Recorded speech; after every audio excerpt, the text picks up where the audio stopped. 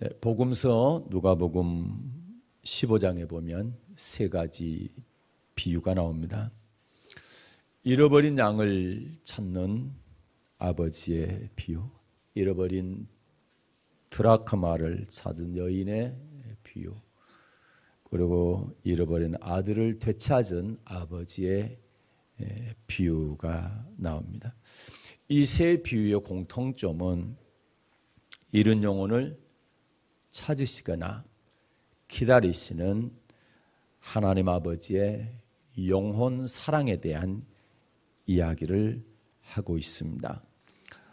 누가복음 15장 11절 이하에 보게 되면 두 아들의 이야기가 나옵니다. 집 나간 둘째 아들하고 그리고 집 안에서 아버지를 도와서 밭에 나가 열심히 일하는 맏아들에 대한 이야기입니다. 두 사람은 특별한 사람이 아니라 저와 여러분과 똑같이 흔히 볼 수 있는 신앙인의 모습을 보여주고 있습니다. 그래서 오늘과 다음 시간, 2시간에 걸쳐서 두 아들의 이야기를 하고자 합니다. 오늘은 두 아들 중에서 둘째 아들 이야기를 먼저 하겠습니다. 누가복음 15장 11절부터 24절 말씀을 중심으로 둘째 아들의 신앙 교훈이라는 제목으로 함께 은혜를 나누고 신앙의 교훈을 삼고자 합니다. 먼저 본문 누가복음 15장 11절부터 24절 말씀을 받들어 읽겠습니다. 또 가라사대 어떤 사람의 두 아들이 있는데 그 둘째가 아비에게 말하되 아버지의 재산 중에서 내게 돌아올 분깃을 내게 주소서 하는지라. 아비가 그 살림을 각각 나누어 주었더니 그 후 며칠이 못되어 둘째 아들이 재물을 다 모아가지고 먼 나라에 가 거기서 허랑방탕하여 그 재산을 허비하더니 다 없이 한 후 그 나라에 크게 흉년이 들어 저가 비로소 궁핍한지라. 가서 그 나라 백성 중 하나에게 붙여 사니 그가 저를 들로 보내어 돼지를 치게 하였는데 제가 돼지 먹는 쥐업 열매로 배를 채우고자 하되 주는 자가 없는지라. 이에 스스로 돌이켜 가로되 내 아버지에게는 양식이 풍족한 품꾼이 얼마나 많은고 나는 여기서 추려 죽는구나. 내가 일어나 아버지께 가서 이르기를 아버지여 내가 하늘과 아버지께 죄를 얻었사오니 지금부터는 아버지의 아들이라 일컬음을 감당치 못하겠나이다. 나를 품꾼의 하나로 보소서리라 하고 이에 일어나서 아버지께로 돌아가니라. 아직도 상거가 먼데 아버지가 저를 보고 측은히 여겨 달려가 목을 안고 입을 맞추니 아들이 가로되 아버지여 내가 하늘과 아버지께 죄를 얻었사오니 지금부터는 아버지 아들이라 일컬음을 감당치 못하겠나이다 하나 아버지는 종들에게 이르되 제일 좋은 옷을 내어다가 입히고 손에 가락지를 끼우고 발에 신을 신기라. 그리고 살찐 송아지를 끌어다가 잡으라. 우리가 먹고 즐기자. 이 내 아들은 죽었다가 다시 살아났으며 내가 잃었다가 다시 얻었노라 하니 저희가 즐거워하더라. 아멘. 본문 말씀처럼 이 둘째 아들은 아버지 곁을 떠나 허랑방탕하게 살다가 탕자가 되었습니다. 왜 타락한 탕자가 되었을까? 탕자가 된 원인부터 한번 살펴보도록 하겠습니다. 누가복음 15장 12절 한 절만 받들어 읽겠습니다. 그 둘째가 아비에게 말하되 아버지여 재산 중에서 내게 돌아올 분깃을 내게 주소서. 아멘. 네. 아버지여 재산 중에서 내게 돌아올 분깃을 내게 주소서. 아버지를 위해서 내가 무엇을 도와드릴까요? 아버지 제가 뭘 하기를 원하세요? 이렇게 아버지께 부탁한 것이 아니라 말하는 것이 아니라 내게 돌아올 분깃을 내게 주십시오. 이렇게 얘기를 했습니다. 바울이 부활하신 예수님을 만난 다음에 제일 먼저 한 말이 주여 무엇을 하오리까?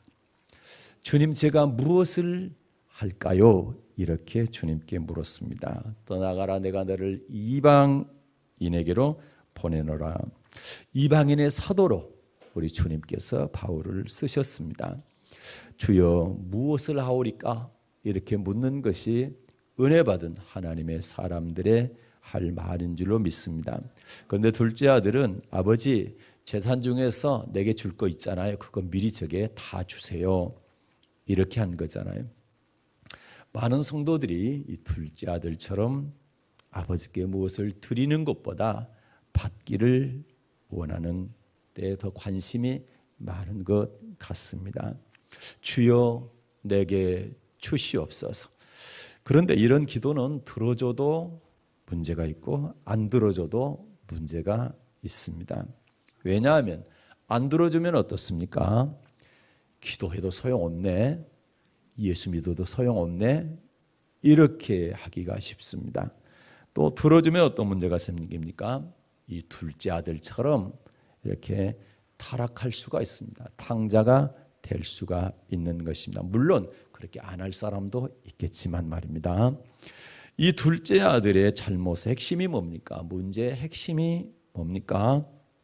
재산은 아버지의 권리입니다. 그런데 내 것으로 여기는 겁니다. 내가 아버지처럼 이제부터는 주인이 되겠다는 겁니다. 이것이 문제가 되는 것입니다. 그러면 둘째 아들은 아버지가 주신 재산을 가지고 먼 나라로 갔습니다. 나라들도 많은데 왜 먼 나라에 갔을까요? 그것은 바로 둘째 아들은 아버지가 자기를 속박한다고 생각을 한 거죠. 간섭한다고 생각을 한 거죠. 늦잠 자고 싶은데 아침에 일찍 일어나라고 그러죠. 네, 밥 먹기 싫은데 밥 먹으라고 그러죠. 편식하지 말라고 그러죠. 네, 일하기 싫은데 밭에 나가서 일하라고 그러죠. 공부하기 싫어요. 그런데 공부하라고 그러죠. 밤새 게임하고 싶은데 게임 못하게 하죠. 이 간섭이 너무 심한 겁니다. 그리고 여자와 놀아나고 싶은데 그거는 간음이다 그러죠. 남자와 놀아나고 싶은데 그거는 동성애는 죄라고 그러죠. 간섭이 얼마나 많은지 몰라요. 하지 말라 하는 게 왜 그렇게 많아요? 네, 그리고 또 하기 싫은데 하라는 말씀이 왜 그렇게 많아요? 하라, 하지 말라는 말씀이 66권이나 되고 1189장이나 되고 네, 31,101절이나 되는 거예요. 네, 그래서 너무 그게 싫은 거예요. 숨이 막혀.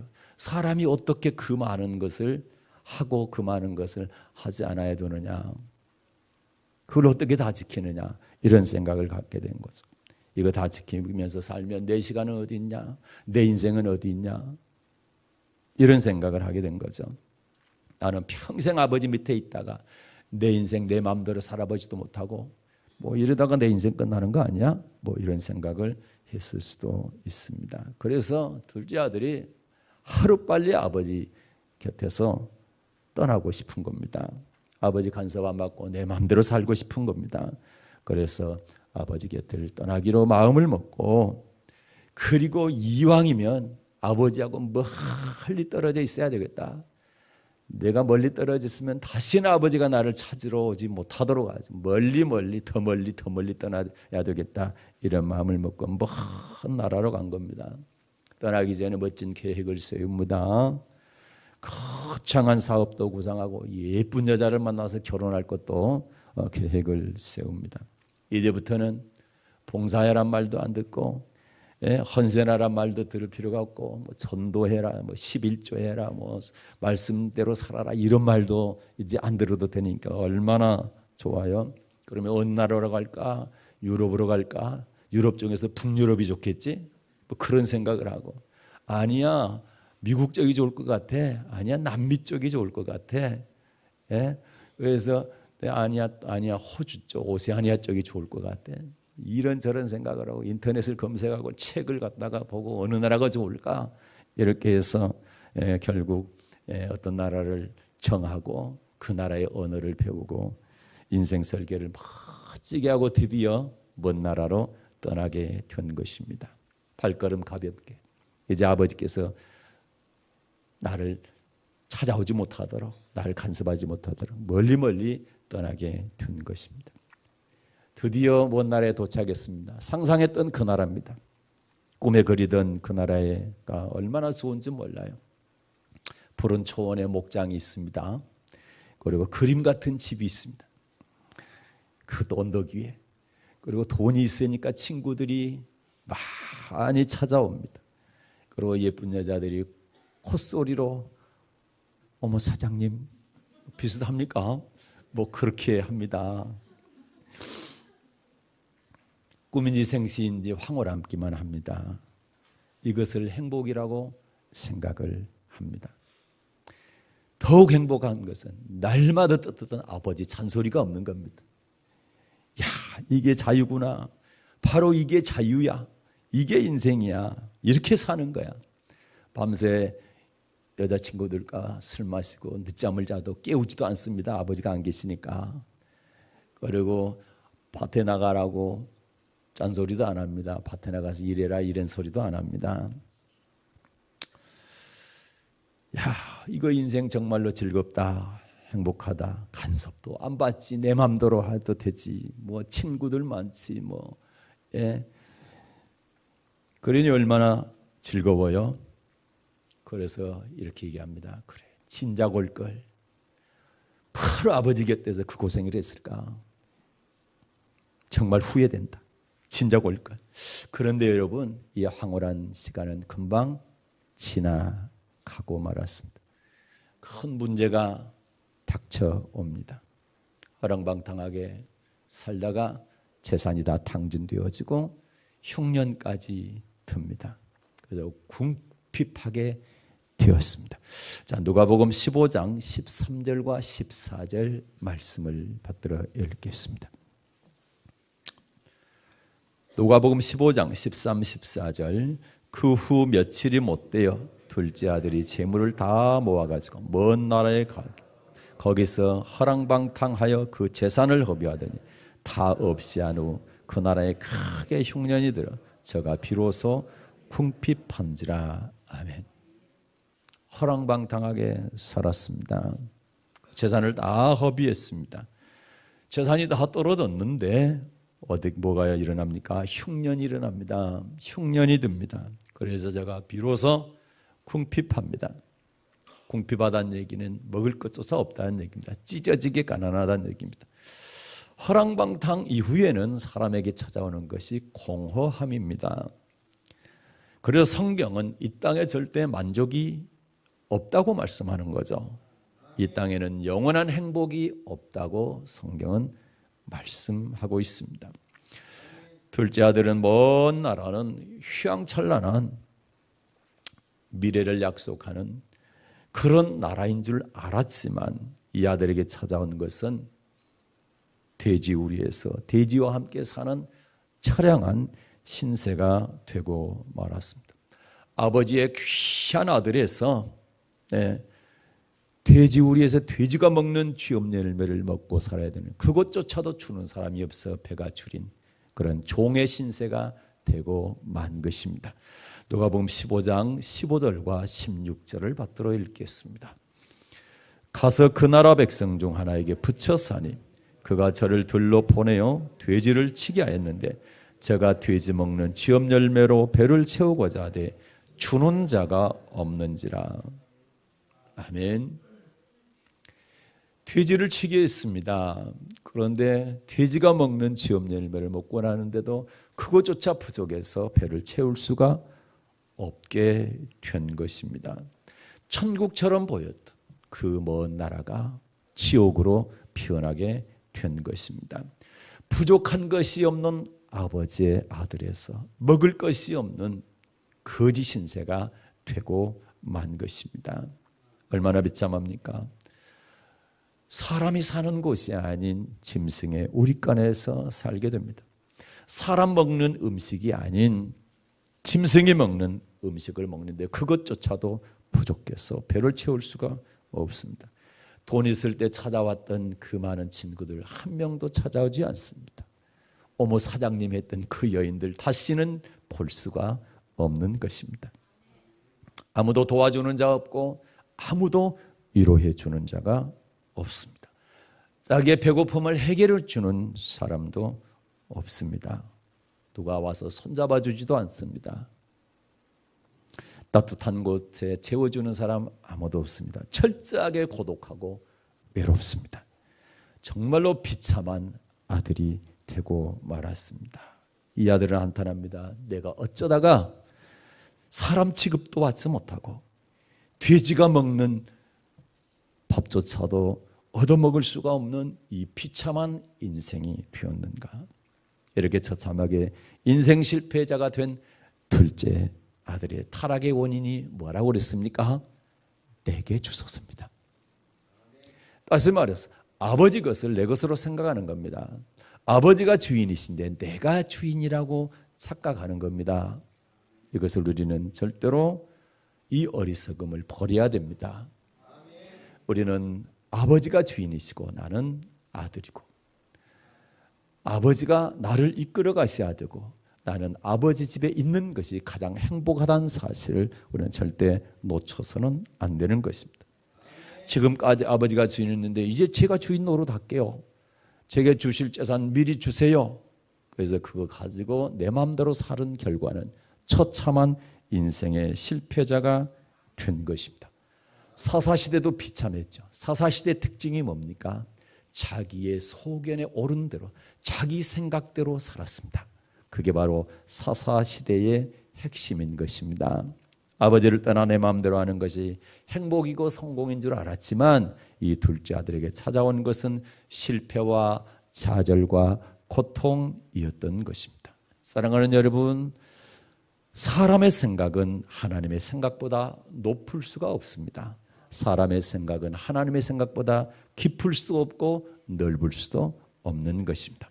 사람의 계획은 처음에 보기에 좋을지 모르겠지만 그 계획대로 가다 보면 필경은 망하는 것입니다.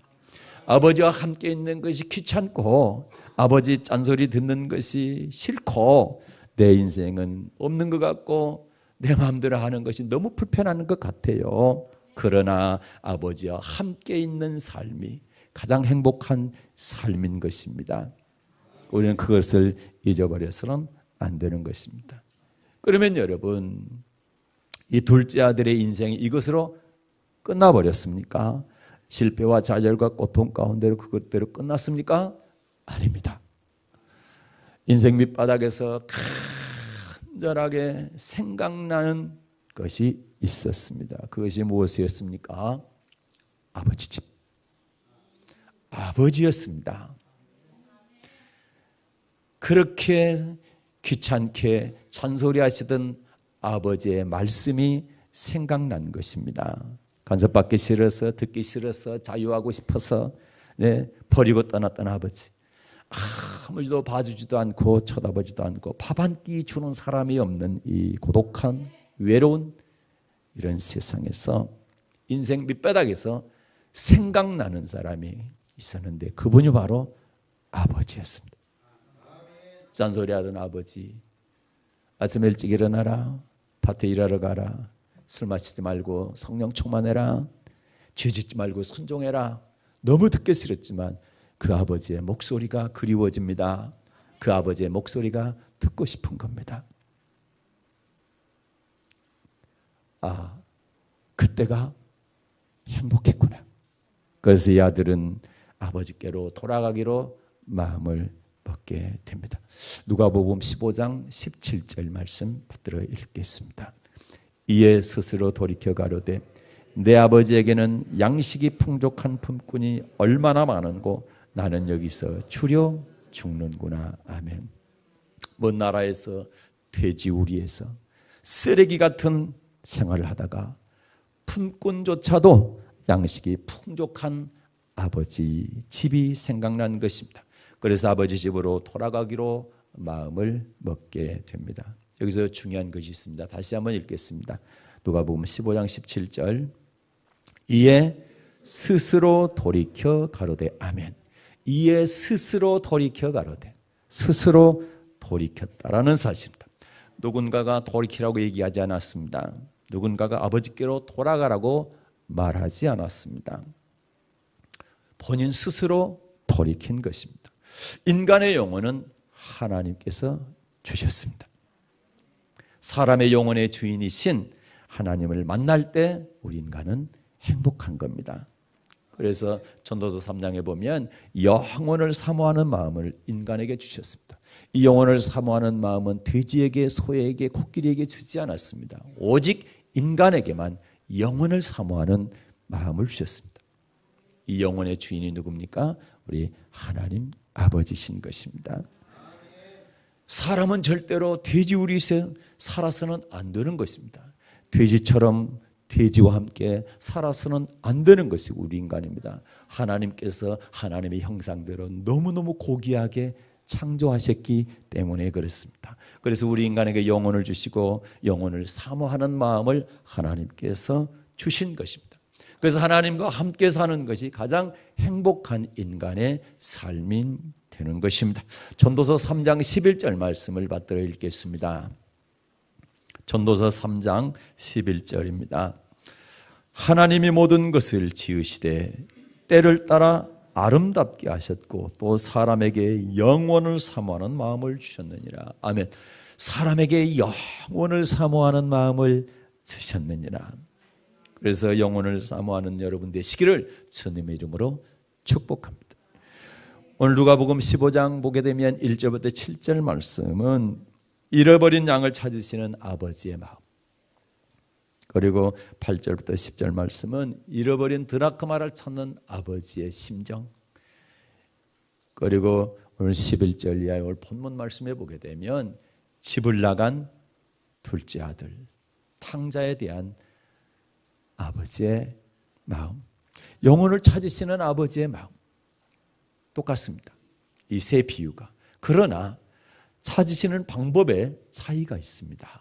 영혼을 바라보고 영혼을 찾으시는 방법에 차이가 있는 겁니다.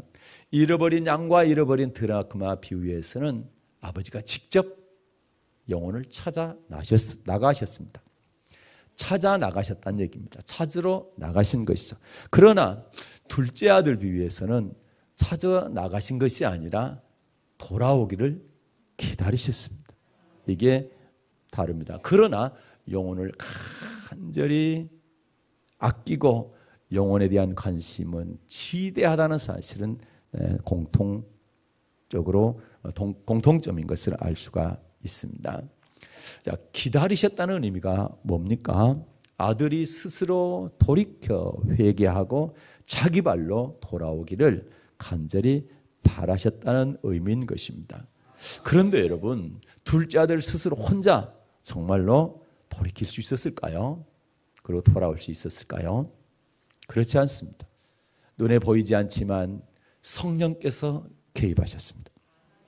요한복음 14장 26절 보겠습니다. 성령님은 어떤 분이신가? 요한복음 14장 26절입니다. 받들어 읽겠습니다. 보혜사 곧 아버지께서 내 이름으로 보내실 성령, 그가 너희에게 모든 것을 가르치시고 내가 너희에게 말한 모든 것을 생각나게 하시리라. 아멘. 성령께서 우리에게 모든 것을 가르쳐 주시고 그리고 아버지의 말씀을 생각나게 하시는 것입니다. 그래서 이 둘째 아들은 정말로 잔소리로 여겼던 아버지의 말씀이 생각난 겁니다. 듣기 싫었던 아버지의 말씀이 성령께서 생각나게 해주신 것입니다.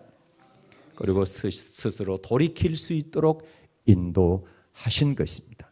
죄를 생각나게 하신 분도 성령이시고, 그리고 이 아들이 돌이켜 아버지께로 돌아오게 간섭하신 분이 눈에 보이지 않는 성령님이신 것입니다. 자, 누가복음 15장 18절과 19절 말씀을 보겠습니다. 성령께서 아들의 마음을 변화시키셨습니다. 누가복음 15장 18, 19절 받들어 읽겠습니다. 내가 일어나 아버지께 가서 이르기를 아버지여 내가 하늘과 아버지께 죄를 얻었사오니 지금부터는 아버지의 아들이라 일컬음을 감당치 못하겠나이다. 나를 품꾼의 하나로 보소서 하리라. 아멘. 나를 품꾼의 하나로 보소서. 처음에 제사장 중에서는 내게 분깃 주십시오. 이 기도와 나를 품꾼의 하나로 보소서. 저는 종이라도 괜찮습니다. 받아만 주십시오. 기도를 비교해 보십시오. 얼마나 달라졌습니까? 이제는 종으로만 여겨줘도, 종으로만 받아줘도 그 은혜를 감당할 수가 없습니다. 이렇게 고백하는 것, 이게 바로 회개하는 마음이고, 이게 바로 우리가 변화되는 마음인 것입니다. 회개가 뭡니까? 방향을 바꾸는 것입니다. 내게 주소서 하든, 내가 주인 되겠습니다 하든, 내 마음대로 하겠습니다 이렇게 하던 이 둘째 아들, 교만하고 거만했던 이 아들이 이제는 종으로만 여겨져도 제가 감당할 수가 없습니다. 이렇게 방향을 바꾸게 된 겁니다. 이것이 바로 회개인 것입니다. 내가 주인에서 하나님이, 아버지가 주인으로 바꾸는 것, 이것이 돌이키는 것, 회개하는 것입니다. 방향 전환입니다. 회개할 때 중요한 것이 있습니다. 돌이키는 것으로 끝나면 안 됩니다. 일어나서 아버지께로 걸어가야 되는 것입니다. 내가 잘못했다고 그리고 한탄하고 반성하고 그것으로 끝나면 안 되고, 아버지께로 걸어가는 행동을 취하는 액션이 필요한 것입니다. 그래서 생각만 바뀌었다고 회개가 아니라 행동까지 바뀌어야 되는 것입니다. 그래서 회개에 합당한 열매는 행동을 말합니다. 우리의 삶이 바뀌는 것을 말하는 것입니다. 자, 누가복음 15장 20절 말씀 받들어 읽겠습니다. 이에 일어나서 아버지께로 돌아가니라. 아멘. 이에 일어나서, 자, 스스로 돌이켰죠. 그 다음에는 일어나서 아버지께로 돌아가는 액션, 행동을 하게 된 것입니다. 이게 회개인 것입니다. 돌이키는 것으로 끝나는 것이 아니라 일어나서 아버지께로 돌아가는 것이, 이것이 진정한 회개인 것입니다. 그래서 죄의 자리에서 일어나야 되는 것입니다. 죄를 털고 일어나야 되는 것입니다. 그리고 아버지께로, 다시 말해서 하나님 말씀으로 돌아가는 것, 그것이 바로 진정한 회개인 것입니다. 이 둘째 아들이 진정한 회개를 하게 된 것입니다. 사랑하는 여러분, 혹시 죄의 자리에 있지 않습니까? 반성만 하지 마시고 그 자리를 박차고 일어나십시오. 죄를 털어보십시오. 그리고 죄를 미워하십시오. 그리고 아버지의 말씀을 바라보고 말씀 붙들고 말씀으로 돌아오십시오. 에스겔 18장 30절 말씀을 받들어 읽겠습니다. 에스겔 18장 30절 말씀 다 함께 받들어 읽습니다. 나 주 여호와가 말하노라. 이스라엘 족속아, 내가 너희 각 사람의 행한 대로 공문할지라. 너희는 돌이켜 회개하고 모든 죄에서 떠날지어다.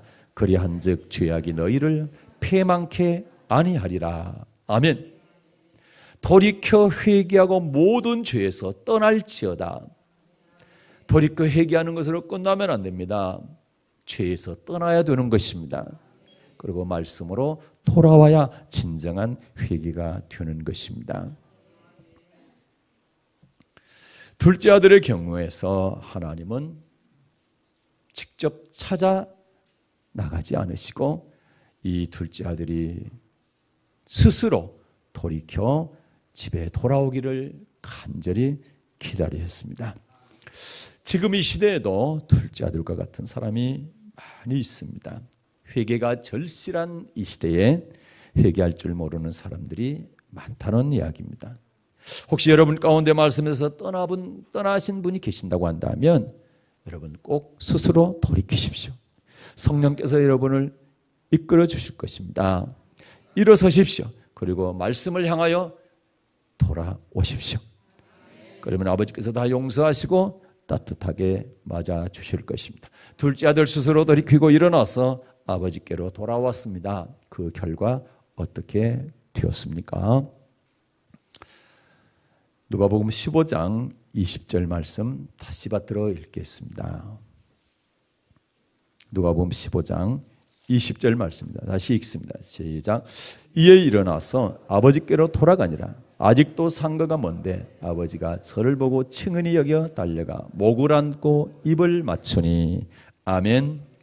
아버지는 돌아오는 이 아들을 기다리면서 달려가 끌어안습니다. 그리고 입을 맞춥니다. 그때 이 아버지가 아들에게 이 망할 자식아, 그 아까운 재산 어떻게 했냐? 뭐 이런 말씀을 하지 않습니다. 회초리를 들고 때리려고 하지도 않습니다. 전혀 묻지도 않습니다. 이 말씀은 무슨 말씀이냐? 우리 아버지는 재산에 관심이 있는 게 아니라 이 아들의 영혼에 관심이 있는 겁니다. 재산 묻지 않습니다. 그거 어디다 썼냐 묻지 않습니다. 어떻게 썼느냐 묻지 않습니다. 아깝다고 생각도 안 하시는 겁니다. 오직 뭐에 관심이 있습니까? 돌아온 아들의 영혼에 관심이 있는 겁니다. 그것이 우리 아버지의 사랑인 것입니다. 22절부터 24절 말씀까지입니다. 아들의 목을 끌어안고 입을 맞추고 종들에게 이렇게 말씀하시는 겁니다. 22절부터 24절 빠뜨려 읽습니다. 아버지는 종들에게 이르되 제일 좋은 옷을 내어다 입히고 손에 가락지를 끼우고 발에 신을 신기라. 그리고 살찐 송아지를 끌어다가 잡으라. 우리가 먹고 즐기자. 이 내 아들은 죽었다가 다시 살아났으며 내가 잃었다가 다시 얻었노라 하니 저희가 즐거워하더라. 아멘. 제일 좋은 옷을 입히라 합니다. 제일 좋은 옷은 뭡니까? 옷은 신분을 상징을 합니다. 요셉이라는 사람이 죄수복을 입다가 총리의 옷을 입죠. 세마포를 입게 되죠. 신분을 말하는 겁니다. 그래서 신분 회복을 얘기합니다. 다시 말해서 이 아들이 돌아오니까 아버지는 품꾼도 감당 못합니다. 품꾼으로만 여겨 주십시오. 그런데 아버지는 품꾼으로 여기는 것이 아니라 아들의 신분을 회복시켜 주시는 것입니다. 그 다음에 가락지를 끼우는, 가락지는 뭡니까? 인장반지 생각납니까? 권위를 의미합니다. 아들의 권위를 회복시켜 주시는 것입니다. 그 다음에 신을 신기라. 종들은 당시에 신을 신지 않았습니다. 아버지의 아들이기 때문에 신을 신기라는 겁니다. 너는 내 종이 아니라는 겁니다. 너는 아들이라는 겁니다. 그래서 아들의 신분을 회복시켜 주는 겁니다. 살찐 송아지를 잡아라. 이 얘기는 가장 귀한 손님을 대접할 때 하는 것이 바로 살찐 송아지를 잡아서 잔치하는 겁니다. 아들이 돌아오니까 아버지가 얼마나 기뻤느니 가장 귀한 손님 맞이하듯이 가장 살찐 송아지로 잔치를 하고 온 동네 사람들을 불러서 즐거워하는 것입니다. 한마디로 말하면 돌아온 아들, 모든 아들의 지위를 회복시켜 주신 것입니다. 아버지와 아들의 관계를 완전하게 회복시켜 주신 것입니다. 이 말씀은 그렇게 회복에 대한 말씀은 이미 모세오경 오늘 구약성에 읽었죠. 신명기 30장 보겠습니다. 신명기 30장 1절부터 6절 말씀까지 먼저 받들어 읽겠습니다. 내가 내게 진술한 모든 복과 저주가 내가 임하로 내가 내 하나님 여호와께 쫓겨난 모든 나라 가운데서 이 일이 마음에 기억이 나거든 너와 내 자손이 내 하나님 여호와께로 돌아와 내가 오늘날 내게 명한 것을 온전히 따라서 마음을 다하고 성품을 다하여 여호와의 말씀을 순종하면 내 하나님 여호와께서 마음을 돌이키시고 너를 긍휼히 여기사 내 포로를 돌리시되 내 하나님 여호와께서 너를 흩으신 그 모든 백성 중에서 너를 모으시리니 너의 쫓겨간 자들이 하늘가에 있을지라도 내 하나님 여호와께서 거기서 너를 모으실 것이며 거기서부터 너를 이끄실 것이라. 내 하나님 여호와께서 너를 내 열조가 얻은 땅으로 돌아가게 하사 너로 다시 그것을 얻게 하실 것이며 여호와께서 또 내게 선을 행하사 너로 내 열조보다 더 번성케 하실 것이며 내 하나님 여호와께서 내 마음과 내 자손의 마음에 할례를 베푸사 너로 마음을 다하며 성품을 다해 내 하나님 여호와를 사랑하게 하사 너로 생명을 얻게 하실 것이며 아멘. 그렇습니다. 내가에게 어떤 징계 저주가 임했을 때 아버지의 말씀이 기억나거든, 생각나거든. 생각나게 하나님께서 성령께서 해주신다고 그랬죠. 생각날 때 어떻게 하라는 겁니까? 돌아오는 겁니다. 아버지께로 돌아오는 겁니다. 말씀으로 돌아오라는 겁니다. 그렇게 하면 회복시켜 주시겠다. 아멘. 그리고 내 열조보다 더 번성케 더 축복해 주겠다. 그리고 어떻게까지요? 너로 생명을 얻게 하겠다. 이렇게 약속하신 겁니다. 7절부터 10절도 받들어 읽겠습니다.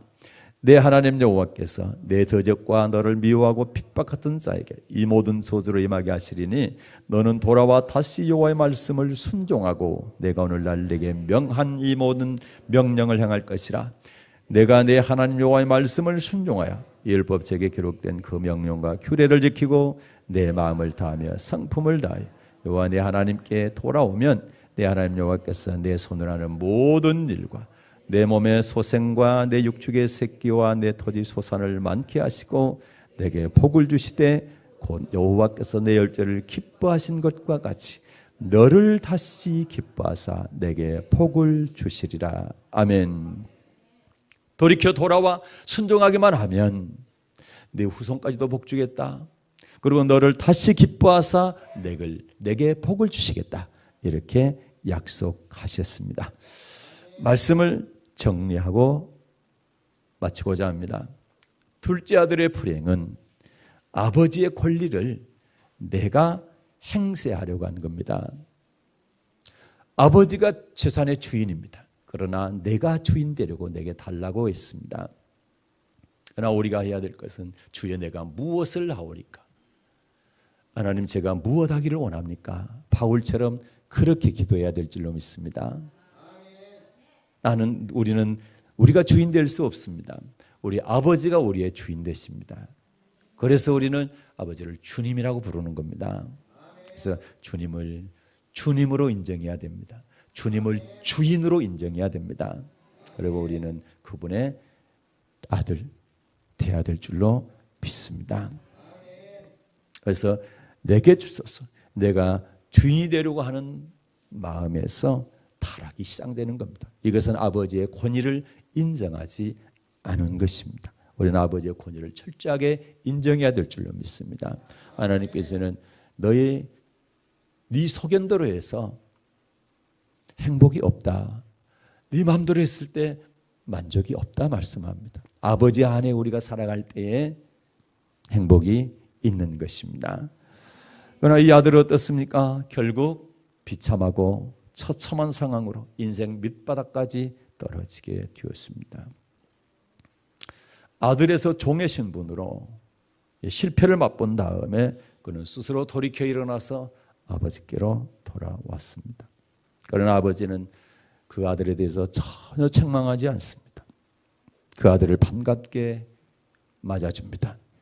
그리고 종들에게 말합니다. 제일 좋은 옷 입혀라. 손에 가락지 끼워라. 발에 신발 신겨라. 살찐 송아지 잡아서 잔치해라. 아들의 신분을 완전히 회복시켜 주신 것입니다. 그리고 이렇게 말씀하십니다. 내 아들은 죽었다가 다시 살아났으며 내가 잃었다가 다시 찾았노라. 그러니 어찌 즐겁지 않겠느냐.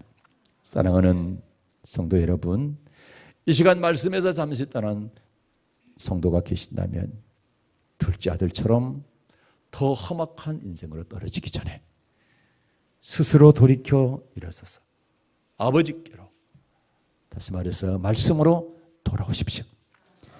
내가 주인이 아닌 우리 주님이 주인인 것을 인정하고 그분께 내 인생을 전적으로 맡겨보십시오.